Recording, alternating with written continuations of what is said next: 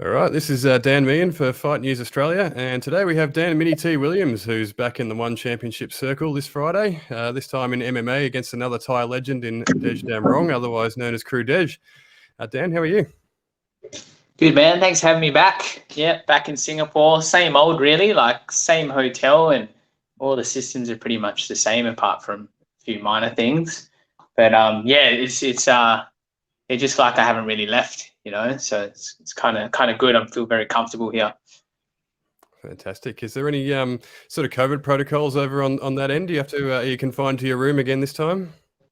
Yeah, still the old. You can't really leave the hotel here, which is better than last time. So we can actually roam anywhere in the hotel once our PCR test came back. But last time we had to have a chaperone everywhere we went to, like with training and all that. But yeah, still the same old. Can't leave the hotel. Training's at the hotel, medicals at the hotel, photo shoots, weigh-ins, and then we just get driven to the venue the day before the fight and for fight day. Right, there you go. And last time we caught up, you were fresh off your fight in Muay Thai against Rod Tang. How's life changed since that fight at all, if at all? Yeah, I mean, like it definitely ramped up my training because honestly, man, I had a bit of a long layoff. And straight after that fight, it was like, I wanted to come back. I wanted to develop my skills. And so the beauty of that fight is, yeah, it just got me driven to keep doing my best and chase that gold and, yeah, motivate me to train. Yeah, I was going to ask about that actually. Yeah, you mentioned leading into the Rod Tang fight that you'd taken a year off and pretty much only had a few weeks to get ready. It's been 10 months since, so yeah, it sounds like you might have stayed in the gym this time around. Yeah, of course. Like I was supposed to be back here, like actually 5 weeks after that Rod Tang fight, but then Singapore went into lockdown, so there was an MMA bout I had scheduled for the strawweight division as well. But maybe it was a blessing in disguise because I got super fat in quarantine after that Rod Tang fight. It's hard to sort of stay motivated to train when you're confined in a space. So put on the kilos, smash the Uber Eats, and then of course, yeah, I was stressing to make weight for the next fight, and then that got canned like a week before, and that was supposed to be like a recording bout, so they were going to get me to fight there, and then they were going to air it like 3 weeks later, and then so yeah, kept training and then maintained my weight, got to a better, healthier weight. Then there was supposed to be a kickboxing match after that in October. And then they wanted everyone to be vaccinated by then. And at the time, I didn't want to proceed with that. But anyway, that's another story. And then, a few months later, got the call up again. I wasn't sure I was going to be called back or anything, but here I am. And I'm just fortunate I was, working on my ground skills because this time it's MMA. Yeah, absolutely. And yeah, now that a bit of time has passed, how do you reflect on the Rod Tang fight and sort of what do you take away from it? I definitely really enjoyed it, like the striking sense and just studying. I studied that fight a lot with where I could sort of improve in striking. So don't get me wrong, like I would like to fight Muay Thai again. Not just stick to MMA. So it definitely took that away from it, that I do believe that in the strawweight division, I can be the world champ. So, yeah, just stoked to be able to do both and be comfortable with doing both sports. And of course, I just, everyone gave me a lot of praise just, to hang in that fight and do what I did. So it was just motivating overall, that fight, man. Just kept me in line and, not go back to the booze and the partying too much. So, yeah, only good things came from that fight. And again, last time we caught up, as you sort of touched on there, while you sort of had an open mind as to what opportunities might arise, it seemed like your heart was in MMA at that point in your career, but obviously you're back in MMA this time around. But is that something that you asked for, or is it just you're just kind of taking whatever one serves up at this point? Yeah, just kind of taking, like, I'm super glad I get to showcase my MMA skills. So I'm glad I got this fight because the guy that I get to fight, he's like, a bit of an inspiration of mine. I seen him fight about 8 years ago, and he was a Lumpini Muay Thai champion that converted to MMA, and he became a world champion in the strawweight division. And I didn't think he'd still be fighting now. He's an old bugger, but he's still hard. He had his last few fights been really good. And yeah, just to get his name thrown at me, I was like, oh shit, all right, that's someone I definitely want to fight, whatever it takes to get there. So I'm glad, yeah, I get to fight MMA with another striker, because honestly, like, there's still things that I want to work on with the transitions to grappling and striking and the wrestling cardio and that. But just fortunate to be able to bang on with another striker at the moment. Yeah, and, Although I'm as you sort of confident if it was a wrestler too, I'm always confident no matter what the challenge is. But like, just stoked how it's come up to verse someone that's like a bit of an inspiration of mine. You know, it's like, just, I guess, you know, you can't dream of these things. So yeah, pretty stoked, man. Absolutely, yeah. And as you touched on there, Crew Dej is a legend, four-time Lumpini champion, the inaugural one strawweight champion. So, does it feel like a vote of confidence that one is sort of willing to throw you sort of legends like this, like Rod Tang and Crew Dej? 100%, man. Like, it's just these fights motivate me, you know, and these big names. So like, I'm just stoked that I get thrown these legends and like get to showcase my skills against them, and you know, sort of jump levels as opposed to taking those smaller fights. So yeah, I've always loved that in my career, sort of like, you know, being a bit of an underdog and taking on those big fights just to jump those levels. And every time I fight those harder opponents, I improve so much. And I'm still relatively young, well, getting on a bit now, 28. So I still got a few years left in me, and just having these type of fights, I think the next few years you'll just see a whole different Mini T. Well, I don't know that Crew Dej would say that 28 is getting on, because he's 43 years old himself. But you know, he obviously showed, as you touched on there in his last fight that in August, that he's still got it. So, you know, how do you view the matchup? Yeah, so I know he's never lost to another striker before, because he just knows, he's an experienced veteran in both sports, so he just knows how to like control the tempo and just be smart with conserving his energy. So I'm well aware of that, but you know, I should be fitter, stronger, and faster. He might have a bit more better IQ, but I think those will get me over the line. The being fitter, stronger, and faster. Yeah. And obviously, this is your first fight in the one strawweight MMA division. But where do you think a win over someone like Crew Dej would place you in the division? I'll definitely put my name up there with some of the top dogs. So just make my name more known, and I hope I can start calling more shots. Just you know, showing that I'm taking any fight and stepping up to these challenges. So like I said, man, like that strawweight, I loved Muay Thai, and like that last fight, and there's a new strawweight champion, another Thai legend from the stadiums, Prajan Chai, just got the gold. Like, I wouldn't mind having a scrap with him. He's a forward striker, bangs on a bit as well. So I think me and him together would be just an awesome display for the fans. But saying that again, like, I just really don't care whatever challenge they throw at me. But if I got to pick a fight, yeah, I'd probably want to fight that guy.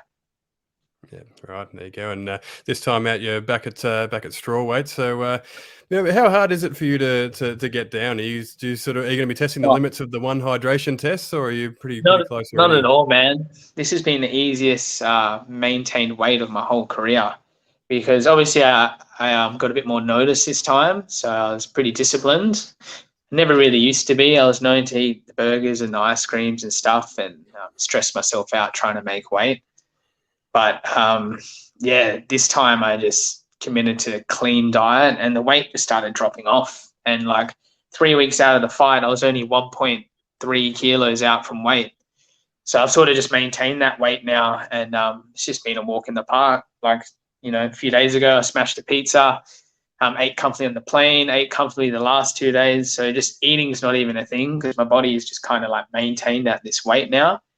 So really good, just walk in the park. Definitely very skinny though. It's funny being this light, but it's just, yeah, it's no issue with the weight. Well, at least I hope it's not. We'll see how I go anyway. But I felt comfortable in camp, and yeah, just no issues. Beautiful. Sounds like you're under control. So, yeah, how's training been this time around? Are you just at Scrappy, or do you still split your time with Cowsock? Mostly at Scrappies. I was hoping to go down a little bit to still maintain my striking, because there's still work I need to do there. At Cowsock, I was only there a couple of times.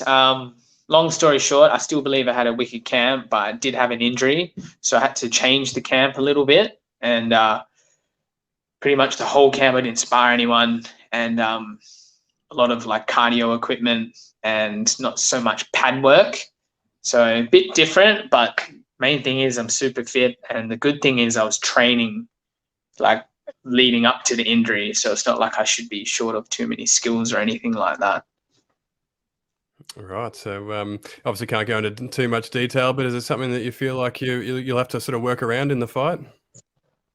Yeah, not too much. Like, I don't mind, man. It's my hamstring that I had a strain there. So I just had to be careful to not do it again, because it's one of those injuries that could keep happening. But I've never done it before. It's a bit of jiu-jitsu incident, and then me not resting and then running and then hearing the pop.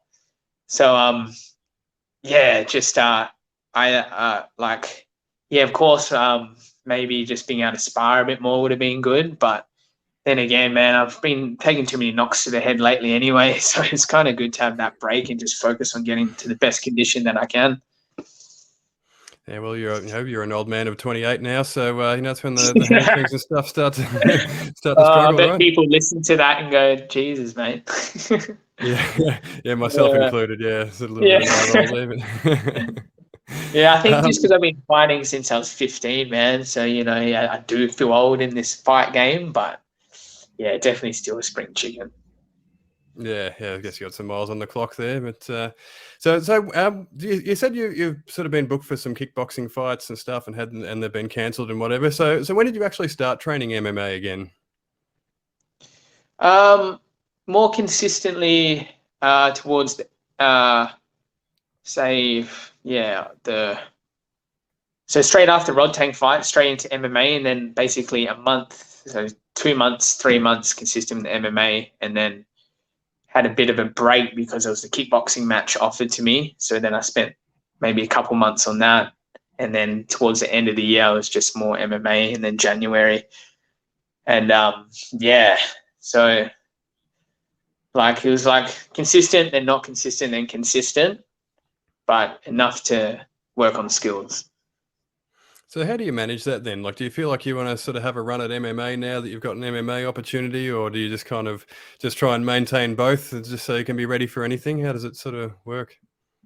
Yeah, like probably maintain both. I try to keep like the mornings as my MMA, but obviously I still, like I said, I'm not too happy with like where I could be in MMA. So like that would probably be a more focus, so like more consistent with my training there. But because I still have that dream to be fighting Prajan Chai and get a world title in strawweight, I still won't neglect that side of the sport. So I'm just finding that balance, And I got plenty of time in the day. I've sort of like, especially when I get home now, like I will be a lot more time to train. So I feel like 80, say like 70% MMA, then like 30% striking. That's the plan anyway. Right, and you've had a few of your teammates in camp at the same time this time around in Jack Della Maddalena, Jack Becker, and Rod Costa. So, do you move around with those guys, or are you sort of more with the smaller guys normally? No, I do. I'm sure Benny Vickers will be there. Hang on, mate, you haven't been down too much. But it's cool. He's made the schedule now where we can train at 10 a.m. every day. So it's a good little team there. And of course, not so much with like Jack Della, who's with the bigger boys. Had to move around a little bit with Jack Becker because he's one of our coaches as well. So I get to work with him a bit. And of course, Rod Costa, he's one of our coaches too for the grappling. So I do get to work with those boys, and I need to capitalize on it more when I get back. So I'm pretty fortunate to be in that gym, man, because, iron sharpens iron. That's what we all say, and everyone's just super motivated. Ryan Gray's coming back. Just like everyone's just in fight mode now. So it's just like, especially with Jack, big inspiration for our gym for where he's got to. And he's just a prime example. He like doesn't stop training, that guy. Even when he's sleeping, I swear that guy's fucking dreaming of training, eh? Yeah. There you go. And yeah, given that Western Australia are persisting with their hard border closure, so how do you go about getting back home? Like, do you have to endure hotel quarantine again, or how does it work when you get back home? Yeah, don't get me started on the way things are in WA. But I've just been told I have to do 1 week now at home, which originally it was going to be 1 week hotel, then 1 week at home. Then if I flew through another state, which is what one's got me to do, so fly through Melbourne, then I can do 2 weeks just at home. Very confusing. And then now they've changed as of today. It's now just 1 week at home. So now I've only got 1 week at home. So not terrible, but yeah, just crazy, man. Going through all this, hey, like, yeah, the world's pretty crazy, man. Yeah, absolutely. Yeah. Well, at least it's just 1 week at home, and you're not sort of cooped up in a hotel, just getting fat for 2 weeks like last Yeah, time around. So that's a win. I just ordered an assault bike, so that should be there when I arrive. So at least I got some good handy training tools when I'm there, not get fat and smash the Uber Eats like last time, just in case I get caught up again, you know. Well, I guess you never know with one championship, do you? They tend to sort of bring their cards together on pretty short notice these days, so you just never know when the phone could ring, right? Yeah, and they have so much shows as well, so you just sort of be smart to always stay ready. And there's also like I got an offer with there's a Fairtech show in Thailand in March, which I need to speak to the guy about because he reckons like the stadium fights you don't need like they don't affect your one contract, but obviously like it's all up to one at the end of the day. But it was pretty cool just hearing like there is an opportunity in March if possible for Muay Thai or MMA. But yeah, that's just something I haven't even like. I just got the message from a mate, Mudsy, who said the Fairtex guy wants to speak with you. Here's his number, and that's something I'll sort of didn't want to think about just yet because I just have to focus on this fight. But the good thing is, like, I do hope that I can sort of get straight back in there after, whether and not have like a 6 month layoff or a 1 year layoff. No more than like 4 months or something. Yeah, no, sounds good.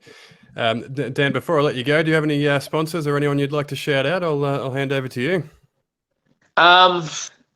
Same old, really. Altered States Float, Ioana Health. My brother's designer for Clout Cats NFT. Check them out if you're into the crypto world. I'm still trying to get my head around it. But just a big thank you to my trainer. Big Jason Kavanagh has been a huge part in my game. Pretty much my game plan for the last 3 to 4 years. So he's changed my game. So big thank you to him and beautiful girlfriend Carla and my family. Like I truly am a product of my environment, man. So I just can't thank these guys enough. And of course, Scrap MMA, Cal Sock, Benny Vickers, Ryan Gray, Brett David. Like, yeah, the list goes on, man. I'll be here for too long. And yeah, especially to you guys, Fight News Australia. I'm always keeping on top of what you guys do. And I've said this before, man, you're giving us the platform to get our story out there. So I really appreciate it. No worries at all. The pleasure is all mine. But of course, viewers, you can catch all the action on the One YouTube channel or on the One app this Friday night, 6 p.m. in the West, 9 p.m. in the East. Dan, thank you so much for stopping by and all the best at One Bad Blood. Awesome, man. Thank you very much. Take it easy.